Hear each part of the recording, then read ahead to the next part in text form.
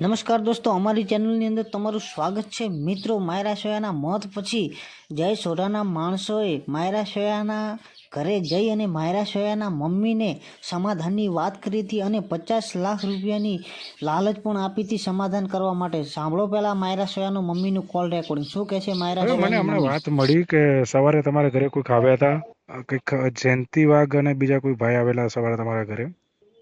મને બીજા ભાઈનું નામ તો નહીં આવડતું સાહેબ, હા પણ હા મારા ઘરે જયંતિ વાઘ આવ્યા. બરાબર છે. હવે એ તમારા ઘરે એટલે શાના માટે આવેલા? એમને મારા ઘરે છે ને હમ મને એમ કહ્યું હતું કે કાકી હા કાકી કીધું, ઘડીક માસી કીધું હા હા કે તમે મને ઓળખો છો? મેં બરાબર કીધું હા ઓળખું છું. ઈ જયંતિ વાઘ અહીંના જમાઈ છે અમારા મરાવાડીના, બરાબર છે. એટલે અમે એમને ઓળખીએ. અમારા નાનપીઠાની ચાલીના જમાઈ છે, હમ એટલે અમે એમને ઓળખી કે હા બોલો. બરાબર. મારી છોકરી આ માયરા હા હા હા એમની ત્યાં સિંગિંગ શીખવા જતી હતી. બરાબર. જયંતિભાઈ વાઘને ત્યાં. હા, બરાબર. એટલે હા એમને આયા હતા અને એમને અમને એવું કહેતા હતા, હું તમારો દીકરો જ છું કહીશ, બરાબર છે. હું તમારો છોકરો છું કહીશ. હા હા તો તમે જતું રહ્યું એ પાછું નહીં આવવાનું રહે. બરાબર છે. એની વાયણ આપડે હમ 5 આંગણાનું 10 આંગણાનું જે ફોન થાય એ કરો બરાબર છે. કે તમારી 3 છોકરી, હા તમારો દીકરો, હા તમે 2 માણા, હા એનો વિચાર કરો.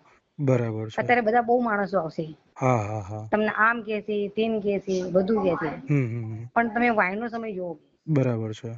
આગળનું ના જોવો, પાછળનું જોવો. હમ પાછળ તમારું જોવાનું. અત્યારે હમ તમારા બધા આવશે, મીડિયા વાળા આવશે, હું આવીશ, બરાબર છે. પોલીસ વાળા આવશે, વકીલ, બધું તમને બધું ફ્રીમાં મળશે. બરાબર છે. પણ પાછળથી તમને બધા જતા રહેશે ને ત્યારે તમારી જોડે કઈ નહીં રહે.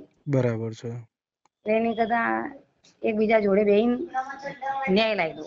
બરાબર. એટલે તમે એમની શું સાથે એટલે કહો? એવું કહેવા માંગતા હશે, હા એટલે કદાચ તમને એવું કહેતા કે આપણે બેસીને સમાધાન કરી લઈએ એમ. હા, કે હા હા આપણે જયેશના પક્ષના માણસોને બોલાવી બરાબર છે. અને એક મીટિંગ કરો હા હા અને કોઈ એનો નિકાલ લાવો. તો એમને એમ કહેજો, હમ એમના બોલ ઉપરથી, એમના હાવ ભાવ ઉપરથી મને એમ લાગ્યું બરાબર. હા. કે એમને જયેશ બાજુનું જ બોલતા હતા. કેટલા વાગે આવ્યા હતા ખબર? સવારમાં વહેલા. કેટલા વાગે આપણે આવ્યા છે અંદાજે? અડધી ઊંઘમાં હોવી, કેટલા લગભગ વાગે આવ્યા છે? 3:30 4 વાગ્યા હશે. પણ એમને તેવી શું ઉતાવળ હશે કે આટલા વાગે તમારા ઘરે આવ્યા? હા, હું એ જ આવું કઉ ના છું ને, જોઈએ. આપણે આજે એમ અડધી નહીં. ઊંઘમાં હતી. હા, એટલે એ જ કહું છું. આજે મારે તમારે ઘરે બેસવા આવવું હોય તો મને ખબર છે કે અત્યારે તમારા ઘરે રોયાનું ઘર છે, તો હું હમ સવારે ચા પાણી કર્યા હોય ના હોય તો 10-12 વાગે આવું અથવા સાંજે બેસવા આવું. હવે તમે કહો છો કે એ સિંગર છે. હવે એમને એવી તો કેવી ઉતાવળ હતી કે એમને તમારી સાથે વાત કરવા માટે નતા રહી શકતા ને અડધી રાત્રે તમારા ઘરે આવ્યા? એમને એમ કીધું હતું, હું ક્યાંક આબુ પ્રોગ્રામમાં હતો હમ અને મારો શો અત્યારે પૂરો થયો હમ અને હું આબુથી હમણાં જ આવ્યો અને ડાયરેક્ટ હું તમને મળવા આવ્યો. હમ તો પણ સવાર તો પડવાની જ હતી ને, હા, પડવાની જ હતી સવાર તાત્કાલિક તો. કેમ મળવાનું હતું એમ કહું. હા હા હા. અને બીજી જે વ્યક્તિ હતી તેનું નામ તમને નથી ખબર? ના, એમની જોડે એક વ્યક્તિ બીજું હતું પણ એમનું નામ મને નહીં આવતું. આ જયંતિ વાઘની આ પહેલી વાર મારા ઘરે આવ્યા છે. બરાબર. હું કઈ હવે એમને ઓળખતી નથી, એટલે ઓળખું છું પણ હા હા. એટલે આવી રીતે એમ કે તમારા સંબંધ ના હોય રોજ હા મળવાના.